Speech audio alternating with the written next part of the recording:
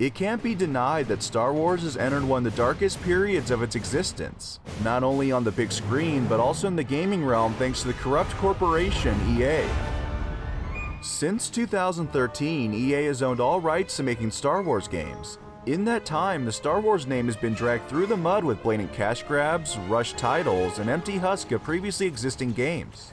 Due to fan outcry, it became rumored for some time that Disney would sell the Star Wars license to a new game studio. Though nothing has come of this, gamers can't help but wonder what company would be worthy of making a new and refreshing title in the franchise.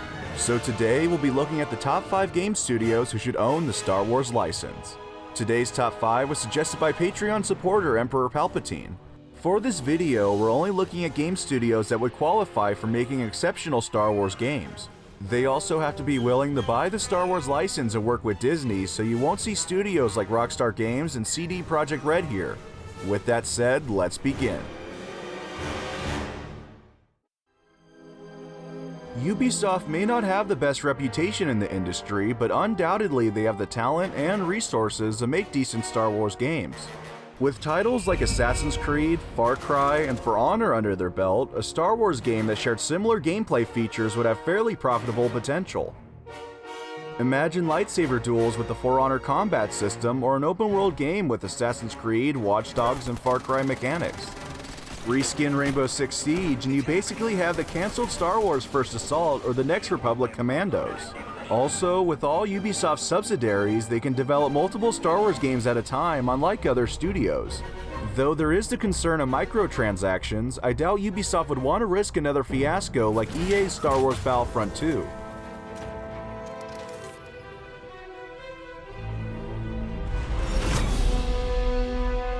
If there's one type of Star Wars game we've been lacking for some time, it's a new strategy game.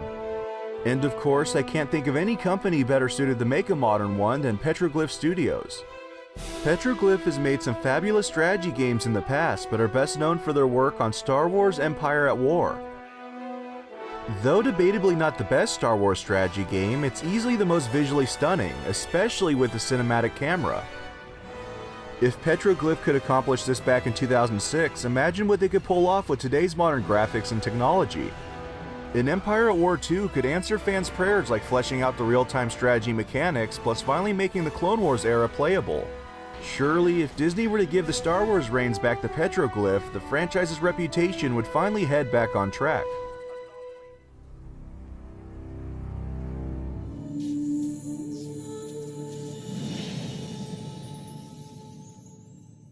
Much like Ubisoft, WB Games is another company with the means to make a plethora of Star Wars titles.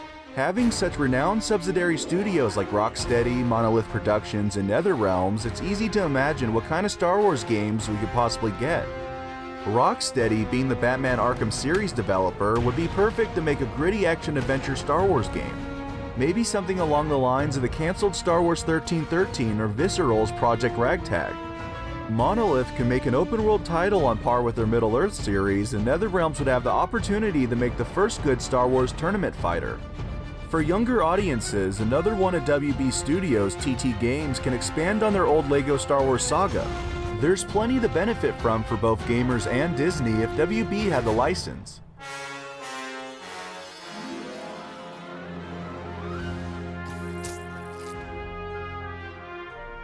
Insomniac is a studio that has made consistently great games for the last 2 decades. They're best known for Spyro, Ratchet & Clank, Resistance, Sunset Overdrive, and the phenomenal PS4 Spider-Man.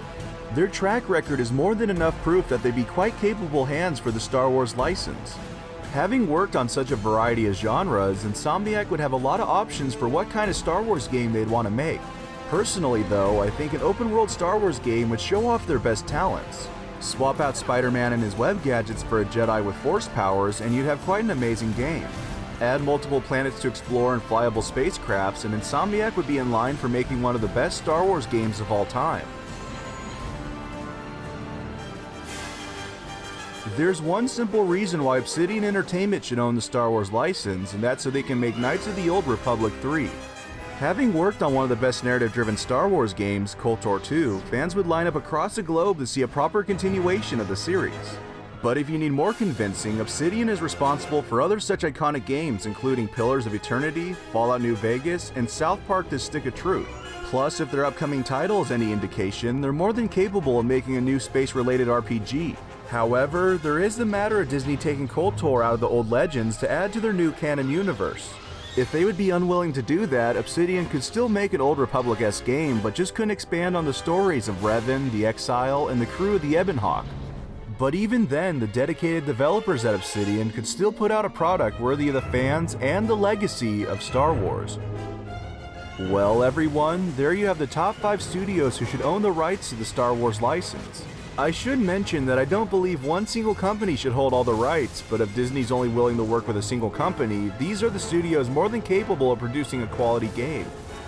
Anyways, I'd like to thank my Patreon supporters John and of course Emperor Palpatine for suggesting the video. Like always, thank you for watching and may the Force be with you.